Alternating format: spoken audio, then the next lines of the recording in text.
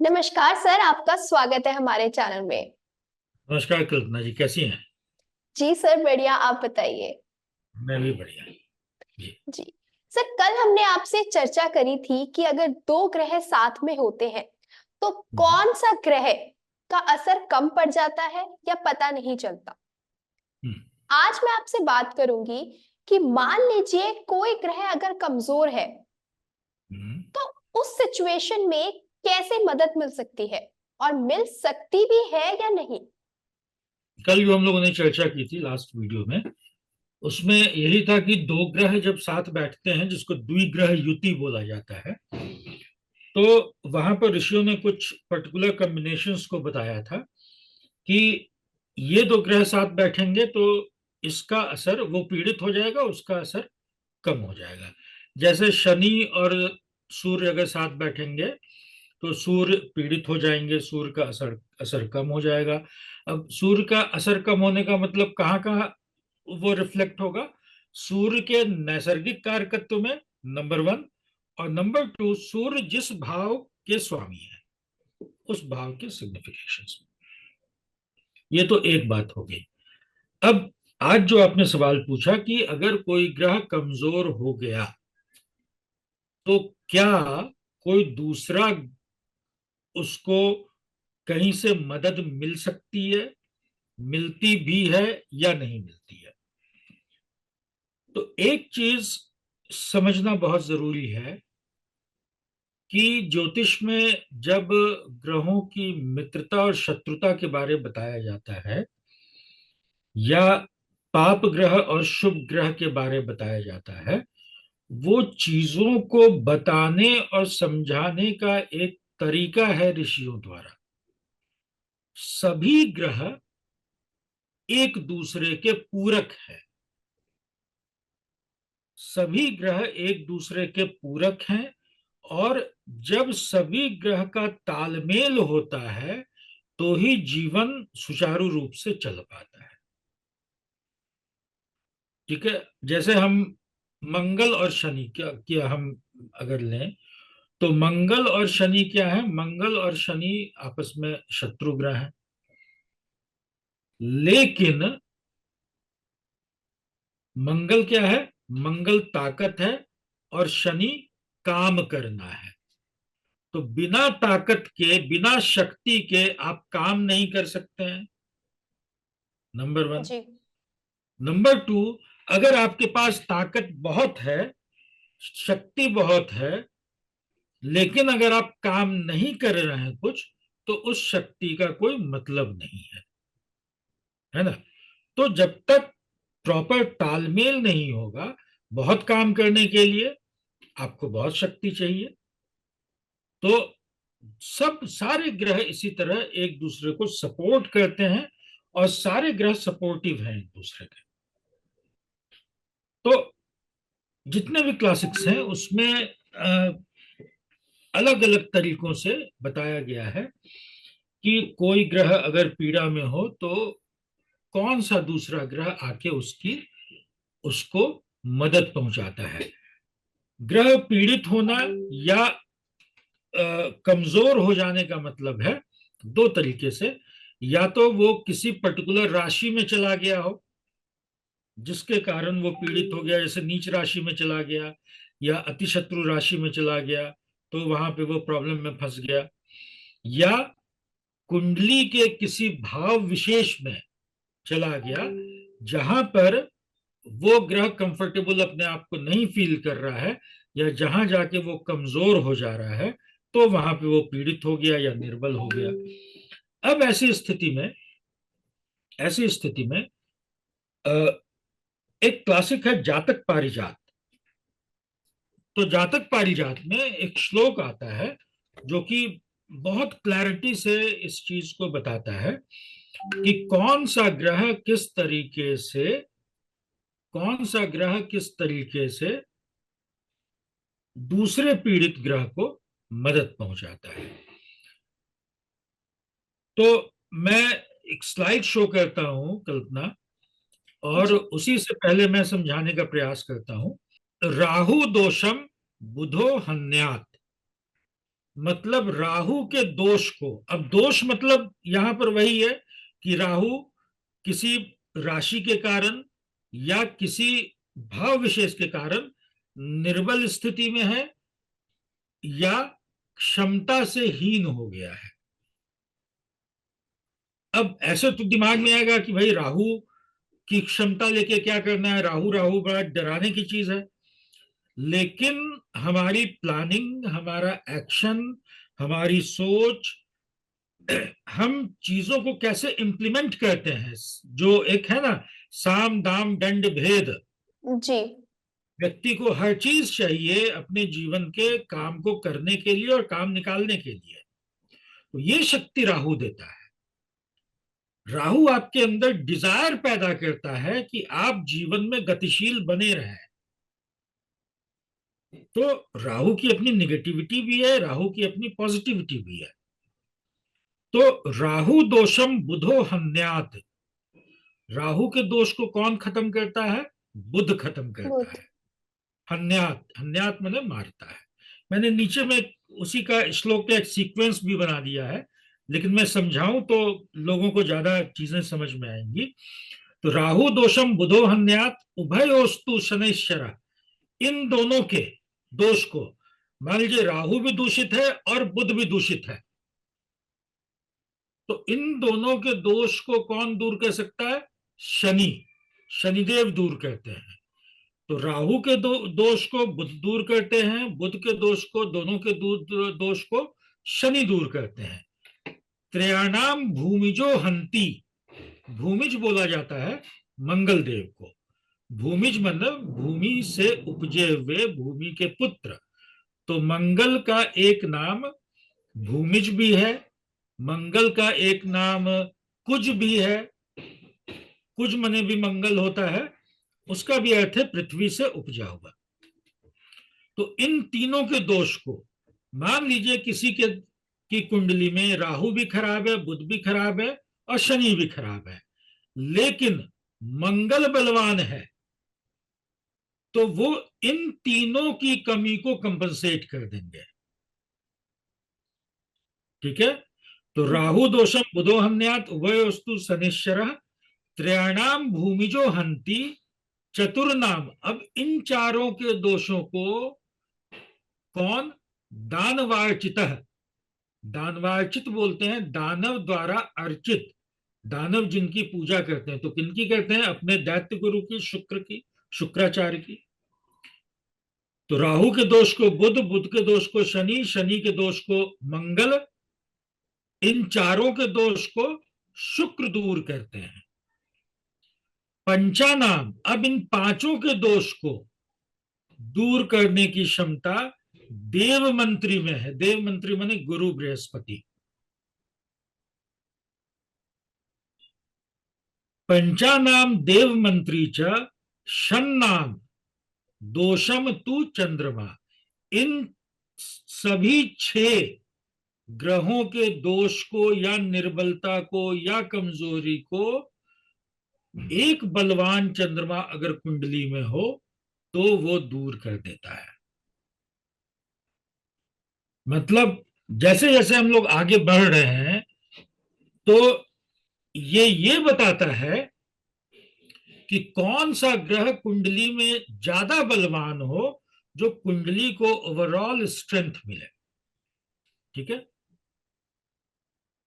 तो शन्नाम दोषम तु चंद्रमा, अंतिम लाइन है सर्वेशाम च, सभी का, रविर्हन्यात, रवि मतलब सूर्य देव, सभी के दोष को सूर्य देव हरण करते हैं। विशेषात उत्तरायणे, लेकिन यहां पर एक शर्त साथ में जातक पारिजात के रचनाकार ने लिख दी कि विशेषकर तब जब सूर्य उत्तरायण के होते हैं। उत्तरायण के सूर्य कब होते हैं, उत्तरायण के सूर्य अभी पिछले महीने मकर संक्रांति बीती है जी। तो सूर्य जब मकर राशि से में प्रवेश करते हैं तो वो उत्तरायण में आ जाते हैं, और मिथुन राशि तक 6 राशि हो गई, मकर कुंभ मीन मेष वृष मिथुन, 6 राशि। तो मिथुन तक वो उत्तरायण में रहते हैं, फिर कर्क राशि से वो दक्षिणायन में चले जाते हैं। तो बलवान सूर्य और साथ में उत्तरायण के बलवान सूर्य बाकी सभी ग्रहों के दोष को, 7 ग्रहों के दोष का हरण करने का काम करते हैं। अब आप ये समझिए कि किसी की कुंडली में सूर्य अगर पीड़ित हो गए और बाकी ग्रह बलवान हैं भी, तो भी उस व्यक्ति के जीवन में संघर्ष का लेवल कितना बढ़ जाएगा। क्योंकि जो सबके दुख को दूर करने वाले हैं वही दुखी हो गए। जी। जो सबके दुख को दूर करने वाले हैं वही दुखी हो गए। ऐसे में कुंडली बड़ी कमजोर हो जाती है। सूर्य जिस कुंडली में पीड़ित होते हैं, कुंडली बहुत पीड़ित हो जाती है और ऐसे व्यक्ति को जीवन में बहुत संघर्षों का सामना करना पड़ता है। लेकिन ये श्लोक बहुत अच्छे से क्लैरिफाई करता है इस चीज को समझने के लिए भी कि ओवरऑल चार्ट में कौन से ग्रह का महत्व कितना है। सर अभी आपने बताया जैसे कि राहु और बुध अगर मतलब इनके अगर दोष हो तो इनकी सहायता करते हैं शनि।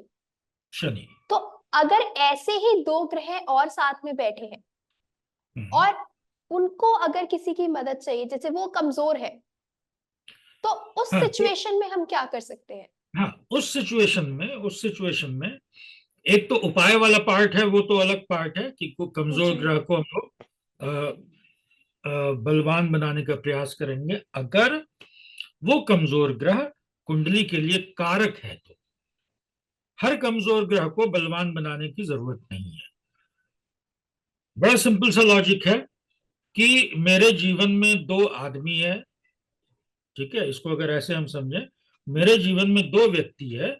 एक मेरे पिता हैं जो कि हर तरह से मेरा भला करना चाहते हैं, और एक वैसा व्यक्ति है जो हर तरीके से मेरा बुरा करना चाहता है, ठीक है। अब मेरे पिता अगर कमजोर हैं तो मेरी कोशिश क्या होगी कि भाई उनको मैं सब तरह से बलवान बनाऊं, जिससे कि वो बली होके मेरी मदद कर सकें। तो पिता क्या है, मेरी कुंडली के कारक ग्रह हैं। तो कुंडली में मोटा मोटी 2 प्रकार के ग्रह होते हैं, कारक ग्रह और अकारक ग्रह, या कारक ग्रह और मारक ग्रह। मतलब अच्छा करने वाले ग्रह और बुरा करने वाले ग्रह। अब जो व्यक्ति बुरा मेरे जीवन में करने के लिए बैठा हुआ है, वो अगर कमजोर है तो एक तरीके से ये मेरे जीवन के लिए बेहतर स्थिति है कि मेरे जीवन में निगेटिविटी कम आएगी, तो जी। उसको बलवान करने की आवश्यकता नहीं है। तो किस ग्रह को बलवान करना है या नहीं करना है, ये तो कौन सा ग्रह कारक बन रहा है कौन अकारक बन रहा है उसके हिसाब से करना चाहिए। लेकिन ये समझने के लिए बड़ा जरूरी है कि भाई ओवरऑल चार्ट में कौन कौन सा ग्रह चार्ट को बल देने के लिहाज से कहां पे पोजीशन हो रहा है, नंबर 1। नंबर 2 कि अगर आपने देखा कि भाई शनि और मंगल दोनों ही पीड़ित हैं, लेकिन आपने देखा कि अब शनि और मंगल से आगे क्या था, मंगल से आगे शुक्र थे, शुक्र के आगे गुरु थे।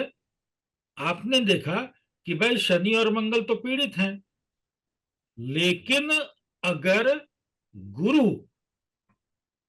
बलवान है कुंडली में, अब ये भी बात ध्यान रखने की है कि कौन सा ग्रह पीड़ा दूर करेगा, सक्षम होगा, वही ग्रह पीड़ा दूर करने में सक्षम होगा जो बलवान होगा। गुरु अगर खुद कमजोर हैं तो वो नहीं कर पाएंगे, वो खुद पीड़ित स्थिति में चले गए। तो अगर शुक्र बलवान है तो दोनों की पीड़ा को कर लेंगे। अगर शुक्र भी नहीं बलवान है, गुरु बलवान है, तो वो सबकी पीड़ा को का हरण कर लेंगे। इसी तरह ये जो एक सीक्वेंस दिया गया है, तो इसमें इसमें जब हम लोग कुंडली के स्ट्रेंथ को या कुंडली की संभावनाओं को समझने का प्रयास करते हैं, तो वहां पर ये वाला सूत्र बड़ा काम करता है। साथ में सबसे लास्ट में क्या आया था, चंद्रमा और सूर्य। अब ये दोनों इतने इंपॉर्टेंट हैं कि जैसे हम लोग लगन कुंडली देखते हैं, वैसे ही ऋषियों ने कहा कि नहीं, लगन कुंडली एकमात्र पर्याप्त कुंडली नहीं है। वैसे तो कई सारी कुंडलियां बनती हैं, लेकिन जैसे लगन कुंडली है वैसे ही एक चंद्र लगन कुंडली और एक सूर्य लगन कुंडली, ये दोनों लगन कुंडली भी बड़ा इंपॉर्टेंट रोल प्ले करती है। इन तीनों को मिला के लगन चार्ट, चंद्र लगन और सूर्य लगन, इन तीनों को मिला के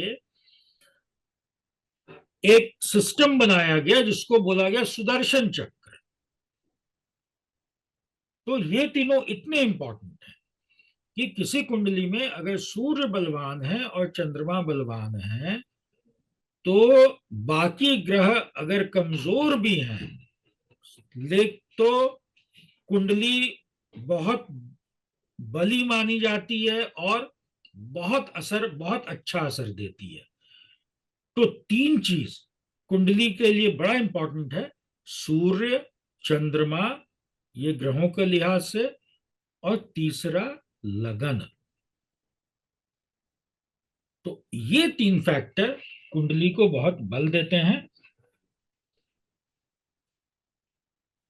और ये जो एक सीरीज है, इसको हमेशा ध्यान में रखना चाहिए कि भाई आपने बुध को पीड़ित देखा और आप हो गए परेशान कि भाई मेरा तो बुध पीड़ित है। लेकिन बुध पीड़ित है कोई बात नहीं, अगर गुरु बलवान है तो उसको बहुत अच्छे से कंपनसेट कर रहे हैं।